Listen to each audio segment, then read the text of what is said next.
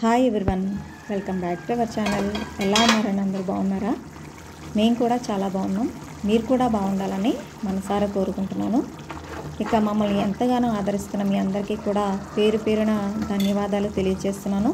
ఇక మా ఛానల్ అయితే 5Kకి దగ్గరలో ఉందండి. ఇదంతా కూడా మీరందరూ ఇస్తున్నటువంటి ప్రోత్సాహమే. ఇక మమ్మల్ని ఎంతగానో ఎంకరేజ్ చేస్తున్నటువంటి మీ అందరికీ కూడా మరొకసారి పేరు పేరున ధన్యవాదాలు తెలియజేసుకుంటున్నానండి. ఇక చూస్తున్న ప్రతి ఒక్కరికి కూడా మరొక రిక్వెస్ట్ ఏంటంటే, ప్లీజ్ దయచేసి వీడియో నచ్చితే కనుక తప్పకుండా లైక్ చేయండి. అయితే వీడియోలోకి వెళ్ళిపోదాం. ఇక ఈ కర్రీ ఏంటంటే, నా ఫేవరెట్ కర్రీ అయినటువంటి ఎండు చేపలు కోడిగుడ్లు అండి. ఈ కర్రీ అంటే నాకు చాలా ఇష్టం. కొంతమందికి కర్రీ నచ్చుతుంది, మరి కొంతమందికి నచ్చని వాళ్ళు కూడా ఉంటారు కదా. అయితే ఈ ప్రాసెస్ ఏంటో చూసేద్దాం. మరి ఇక కోడిగుడ్లు అయితే ఉడకబెట్టేశాను. ఇప్పుడు ఎండు చేపల్ని నేను వేడి నీళ్ళు కాచుకొని క్లీన్ చేస్తున్నానండి. ఇలా క్లీన్ చేసుకోవడం వల్ల ఆ స్మెల్ ఏదైతే ఉంటుందో అది పోతుంది. మనం ఎండు చేపల్ని ఇలా వేడి నీళ్ళతో కడుక్కుంటే మనకి చేపలు అనేవి అంత నీచు వాసన రాకుండా బాగుంటాయండి. అయితే చేపలు క్లీన్ చేసుకోవడానికి నీళ్ళు కాసుకొని ఈ విధంగా ఒక 2-3 నిమిషాల పాటు నీళ్ళలో అయితే ఉంచేసుకొని మనం ఈ విధంగా శుభ్రంగా క్లీన్ చేసి పెట్టేసుకోవాలండి. అదేవిధంగా కర్రీకి కావాల్సినటువంటి మిగతా ఇంగ్రీడియంట్స్ కూడా ఉల్లిపాయలు, పచ్చిమిర్చి, టమాటో, కరివేపాకు, ఇంకా మరికొన్ని కర్రీ వండుకునేటప్పుడు చూపిస్తానండి. గుడ్లు అయితే ఉడికించేసి ఒలిచి పక్కన పెట్టేసుకుంటున్నాను. ఇక వీడియో చూస్తున్న వారందరూ కూడా ప్లీజ్ దయచేసి కొంచెం మమ్మల్ని ఎంకరేజ్ చేస్తారని ఆశపడుతున్నాను. ఇక గుడ్లు ఒలిచిన తర్వాత వీటిని ముందుగా ఫ్రై చేసుకోవాలండి. ఇక ఫ్రై చేసుకోవడానికి ఒక చిన్న టిప్ అయితే చెప్తాను. ఇక ఇందులోనే నూనె వేసుకున్న తర్వాత కొంచెం ఉప్పు, పసుపు వేసేసుకుని మనం గుడ్లకైతే చిన్నగా ఘాట్లు పెట్టుకోవాలి. ఆ విధంగా ఘాట్లు పెట్టుకోవడం వల్ల మనకి గుడ్లు అనేవి తేలవండి. లేదంటే మనకి పక్కన ఉన్న వాళ్ళకి నూనె పడిపోయే అవకాశం ఉంటుంది. కాబట్టి గుడ్లకి చిన్న హోల్స్ అనేవి పెట్టుకుంటే తేలకుండా ఉంటాయి. ఈ విధంగా కలర్ వచ్చిన తర్వాత మనం గుడ్లు తీసేసుకొని ఇదే నూనెలో క్లీన్ చేసి పెట్టుకున్నటువంటి ఎండు చేపలను కూడా వేసుకొని మంచిగా ఫ్రై చేసుకోవాలి. ఈ విధంగా ఫ్రై చేసుకొని కర్రీ అనేది వండుకుంటే కర్రీ చాలా చాలా బాగుంటుంది.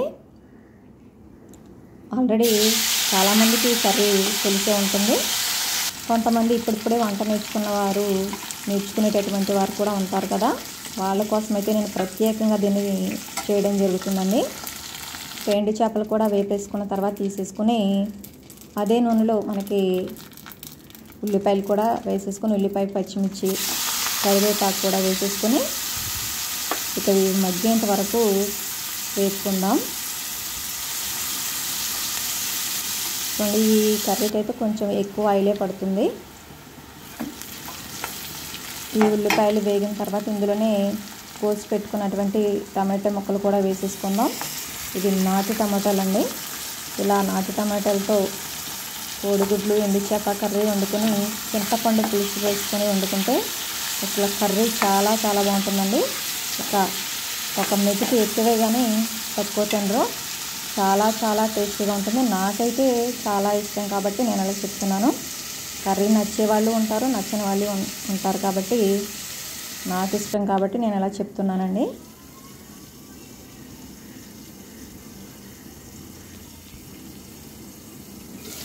రెండు ఛానల్ చూస్తున్న ప్రతి ఒక్కరికి కూడా మరొక రిక్వెస్ట్ అండి.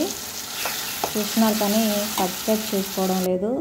ఇక మా వ్యూస్ అయితే చాలా 10K వరకు వెళ్తున్నాయి, 1 lakh వరకు కూడా వెళ్తున్నాయి. కానీ సబ్స్క్రైబ్ చేసుకునేవారు తక్కువగానే ఉన్నారు.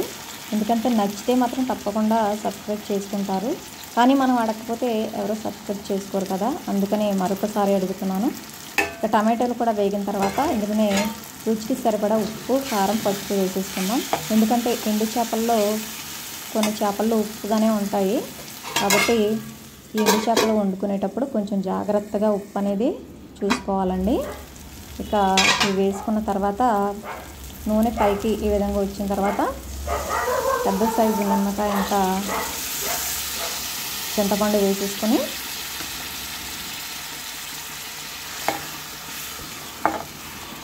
ఒక్కసారి మొత్తం అంతా కలిపేసుకుందాం. ఇందులోనే కొంచెం వాటర్ కూడా పోసుకొని ఇప్పుడు ముందుగానే వేయించి పెట్టుకున్నటువంటి గుడ్లు, ఎండు చేపలు కూడా వేసేసుకొని హై ఫ్లేమ్లో ఒక 5 నిమిషాల పాటు ఉడికించుకుందాం. ఇలా ఉడికించుకున్న తర్వాత మరి సిమ్లో పెట్టుకొని మరి కొంచెం సేపు ఉడికించుకున్న తర్వాత కర్రీ అయితే ఫైనల్గా కొత్తిమీర వేసేసుకొని స్టవ్ ఆఫ్ చేసేసుకోవడం అండి. ఈ కర్రీ అయితే వేడి వేడి అన్నంలో చాలా చాలా టేస్టీగా ఉంటుంది. వీడియో నచ్చితే మాత్రం తప్పకుండా లైక్ చేయండి. Thanks for watching.